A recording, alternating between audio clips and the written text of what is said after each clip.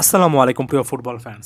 বয়সভিত্তিক ফুটবলে আরও একটা বড় রকমের সাফল্য পেল ব্রাজিল 2025 সালে সাউথ আমেরিকান আন্ডার 17 চ্যাম্পিয়নশিপ, যেটা কিনা অনূর্ধ্ব 17 লেভেলের কোপা আমেরিকা নামে পরিচিত। সেখানে ডিফেন্ডিং চ্যাম্পিয়ন ব্রাজিল ফাইনালে কলম্বিয়াকে টাইব্রেকারে হারিয়ে তাদের ট্রফিটা ডিফেন্ড করলো, অর্থাৎ ব্যাক টু ব্যাক ট্রফি জিতলো। অর্থাৎ বয়সভিত্তিক ফুটবলে ব্রাজিল যে একটা লম্বা সময় ধরে ভালো একটা ধারার মধ্য দিয়ে যাচ্ছে, সে জিনিসটা আমরা আরও একবার দেখলাম। এবং ব্রাজিলের অনূর্ধ্ব 17 দলকে আমি সাধুবাদ জানাতে চাই এবং একই সঙ্গে একেবারে স্পষ্টত বলতে চাই যে সাম্প্রতিক বছরগুলোতে বয়সভিত্তিক ফুটবলে যদি সাফল্যের মাপকাঠি আপনি বিচার করেন, ব্রাজিলকে শেষ পর্যন্ত প্যারামিটার হিসেবে ধরতে হবে।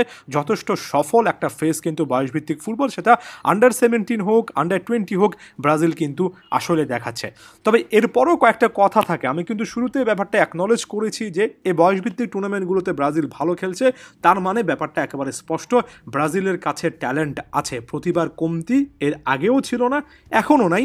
এক কথায় বলা চলে যে ব্রাজিলের বয়সভিত্তিক দলে প্রপার একটা পাইপলাইন তৈরি হচ্ছে। তবে প্রশ্নের জায়গাটা কি জানেন? যেমন 2025 সালের এই কোপা আমেরিকাতে ভালো করেছেন বয়সভিত্তিক লেভেলের এমন কয়েকজন ফুটবলারের কথা বলা যায়, যেমন ফাইনাল থার্ডে 16 বছর বয়সী রুয়ান পাবলোর কথা বলা যায়, রায়ানের কথা বলা যায়, আন্দ্রে ফার্নান্দেসের কথা বলা যায়।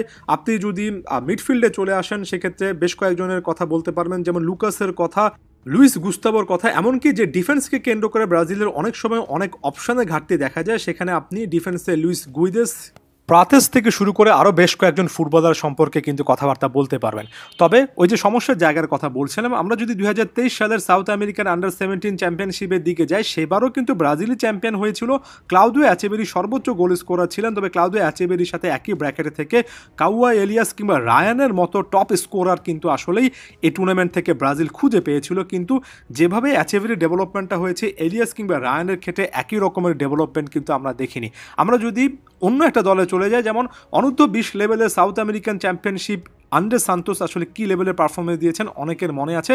তারপরে চেলসিতে একটা জায়গা করে নিয়েছিলেন এবং সাউথ আমেরিকান আন্ডার 20 চ্যাম্পিয়নশিপ 2023-এর টপ গোল স্কোরার কিন্তু তিনি ছিলেন একজন মিডফিল্ডার হওয়ার পরে। এমনকি এর পরবর্তী অনেকগুলো ম্যাচেও কিন্তু তাকে আমরা দুর্দান্ত পারফর্ম করতে দেখেছি। স্বাভাবিকভাবে জাতীয় দলের পাইপলাইনে আন্ড্রে সান্তোসের মতো একজন প্লেয়ার আসবেন, বিশেষ করে মিডফিল্ডে যখন ব্রাজিলে একটা বড় রকমের সমস্যার জায়গা আছে, এটাই স্বাভাবিক ছিল। কিন্তু একটার পর একটা লোন ডিলে শেষ পর্যন্ত বর্তমানে স্ট্রাসবার্গে আছেন।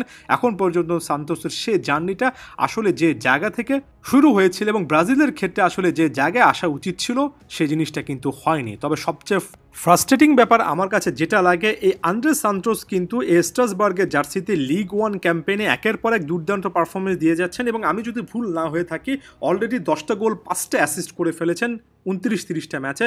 অর্থাৎ সান্তোস তার জায়গা থেকে তার বর্তমান ক্লাবের হয়ে খুব ভালো পারফরমেন্স দিচ্ছেন। আমি বলছি না যে পারফরমেন্সের প্রেক্ষিতে এখনই তাকে ব্রাজিল জাতীয় দলে নিয়ে আসা উচিত কিংবা অন্তত পাইপলাইনে রাখা উচিত। অন্তত সিলেকশনে সান্তোসকে কোনো না কোনো জায়গায় আমি আসলে আশা করেছিলাম, এখন পর্যন্ত কেন দেখতে পাচ্ছি না সেভাবে ব্রাজিল জাতীয় দলে, এটা আমার কাছে একটা বড় কনসার্ন। এবং আমি এর আগে যে প্রশ্নের জায়গাটা রেখেছিলাম সর্বশেষ ভিডিওতে, সেটার আরও একটা এক্সটেনশন হিসেবে এই প্রশ্নটা আমি রাখতে চাই যে আসলে যারা ক্লাব ফুটবলে ধারাবাহিকভাবে ভালো পারফরমেন্স করছেন, তাদেরকে কি আসলে ব্রাজিলিয়ান কোচ থিঙ্ক ট্যাঙ্করা পিক করছেন?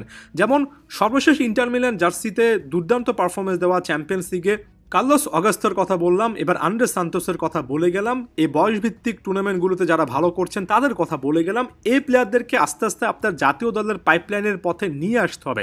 যদি আপনি নিয়ে আসতে না পারেন, তাহলে এটা আপনার বড় রকমের ব্যর্থতা। কারণ আপনি সবসময় ইউরোপিয়ান ক্লাবগুলো থেকে দুর্দান্ত একের পর এক প্লেয়ারকে দলের সাথে যুক্ত করে একটার পর একটা রেজাল্ট বের করে আসবেন, এটা সবসময় লাইকলি সিচুয়েশন না। এটা ব্রাজিলের ক্ষেত্রে সাম্প্রতিক সময়ে একটা বড় রকমের চিন্তার কারণ হচ্ছে। অবশ্যই ইউরোপিয়ান টপ লিগে ভালো পারফর্মারদেরকে আপনি দলের সাথে রাখবেন, তবে একই সঙ্গে একটা ব্যালেন্স দরকার বাকি লিগগুলোতে, বাকি ক্লাবগুলোতে। এমনকি বয়সভিত্তিক ফুটবলে যারা ভালো করছেন তাদেরকেও কিন্তু আস্তে আস্তে জাতীয় দলের কনটেক্সটে যুক্ত করতে হবে।